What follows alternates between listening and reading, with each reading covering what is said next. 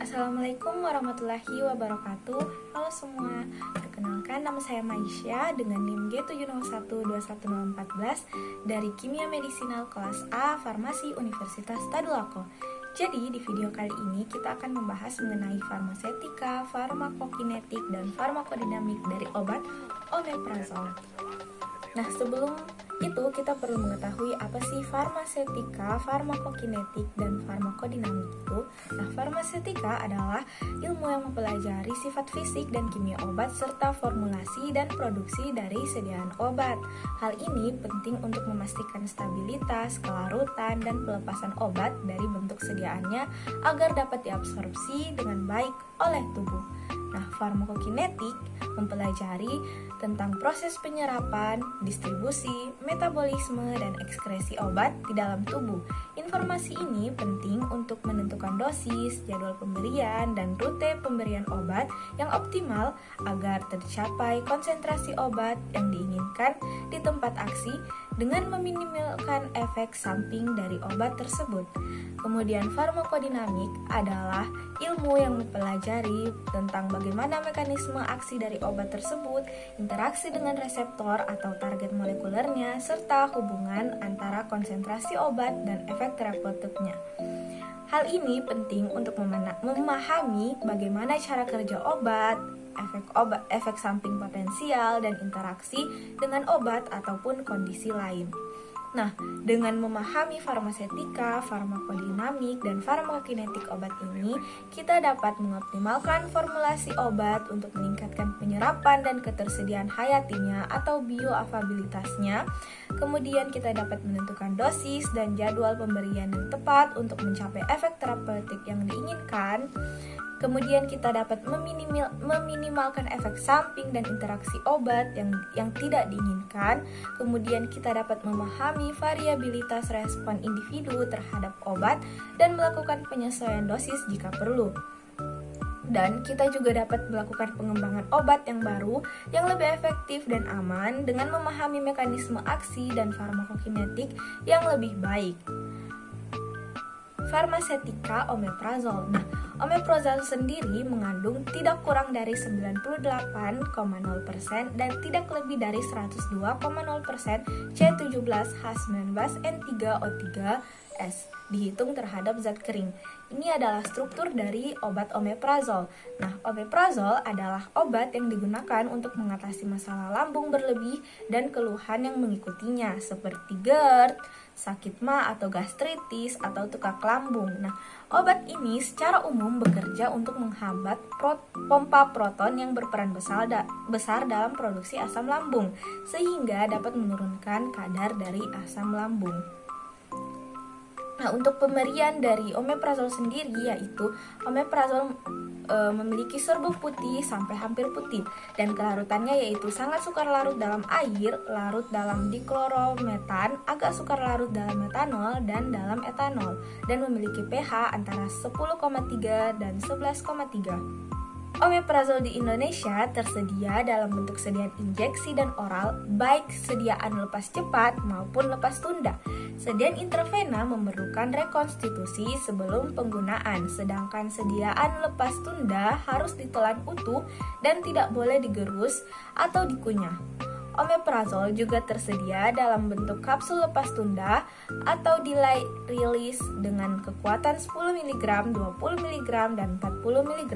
Terdapat juga tablet delay release dengan kekuatan 20 mg.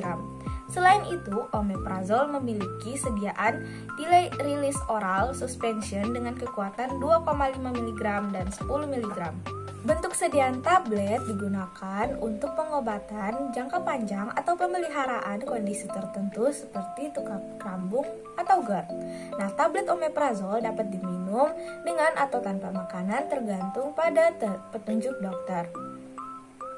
Kemudian, sedangkan serbuk injeksi omeprazol digunakan dalam kondisi yang memerlukan penanganan segera atau ketika pasien tidak dapat menerima pengobatan melalui mulut. Sediaan injeksi ini biasanya diberikan melalui infus intravena oleh dokter atau petugas medis di bawah pengawasan dokter. Bentuk injeksi ini biasa digunakan untuk mengobati infeksi Helicobacter pylori, tukak lambung, atau ulcus duodenum. Selanjutnya, kita akan membahas mengenai farmakokinetik dari obat omeprazol. Nah, untuk onset dari obat omeprazol sendiri yaitu sekitar 1 jam, kemudian durasi kerja obat dari omeprazol hingga 72 jam. Nah, omeprazol memiliki profil farmakokinetik yang penting untuk memahami bagaimana obat ini bekerja di dalam tubuh. Nah, omeprazol diserap dengan cepat, tetapi secara bervariasi dari saluran pencernaan. Ini berarti bahwa waktu yang diperlukan untuk penyerapan omeprazol dapat berbeda antara individu. Penyerapan omeprazol terjadi di usus kecil. Untuk ketersediaan hayati atau bioavailabilitas dari omeprazol yaitu sekitar 30 hingga 40%. Ini berarti bahwa sebagian kecil omeprazol yang dikonsumsi akan mencapai aliran darah. Untuk waktu mencapai konsentrasi puncak plasma puncak setelah pemberian oral, omeprazol memiliki rentang waktu yaitu 0,5 hingga 3,5 jam. Kemudian untuk distribusi, omeprazol dapat memasuki ASI hingga dapat ditemukan dalam ASI pada ibu yang menyusui. Omeprazol terikat dalam protein plasma sekitar 95%.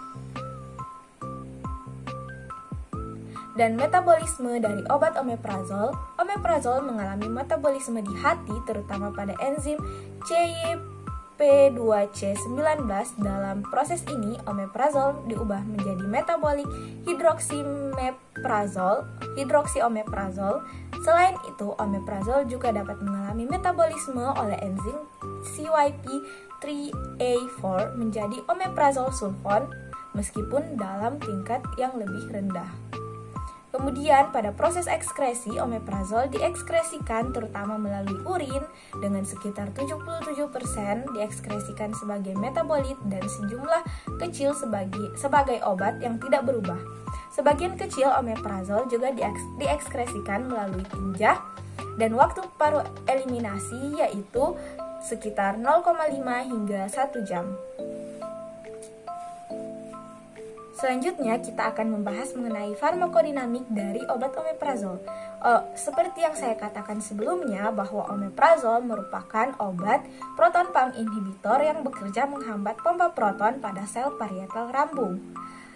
Pompa proton ini bertanggung jawab untuk memompa ion hidrogen atau H+ ke dalam lumen lambung untuk mensintesis asam lambung. Dengan menghambat pompa proton ini, omeprazol dapat menekan produksi asam lambung secara signifikan. Omeprazol akan teraktivasi dan terionisasi di lingkungan asam lambung. Bentuk terionisasi ini kemudian akan berikatan dengan subunit asam amino pada pompa proton, menyebabkan hambatan irreversibel terhadap pompa proton. Hambatan ini bersifat sangat selektif dan spesifik terhadap pompa proton. Efek dari penghambatan asam oleh omeprazol dapat terjadi dalam waktu 1 jam setelah pemberian oral dan mencapai efek maksimum dalam rentang 0,5 hingga 3,5 jam.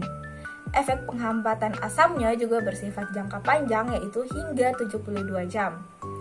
Selain itu, omeprazol juga dapat meningkatkan penyembuhan dan mencegah timbulnya ulkus kembali dengan cara meningkatkan faktor pertumbuhan epidermal atau EGF dan menurunkan produksi sitokin atau proinflamasi.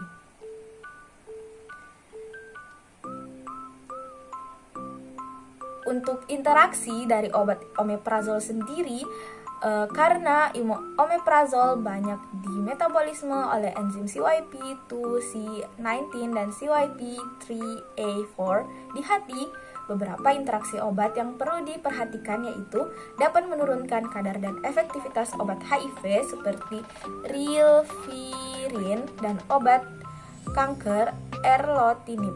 Kemudian juga dapat meningkatkan kadar obat seperti tacrolimus dan methotrexate sehingga meningkatkan risiko efek samping. Nah, omeprazol ini dikontraindikasikan pada pasien hipersensitif terhadap terhadapnya atau obat PPA lain. Nah, peringatan jangka panjang dari obat omeprazol ini risiko terjadi infeksi Clostridium difficile dan kanker lambung. Demikianlah dari farmasetika, farmakokinetik, dan farmakodinamik dari obat omeprazol. Lebih dan kurangnya saya mohon maaf. Terima kasih. Wassalamualaikum warahmatullahi wabarakatuh.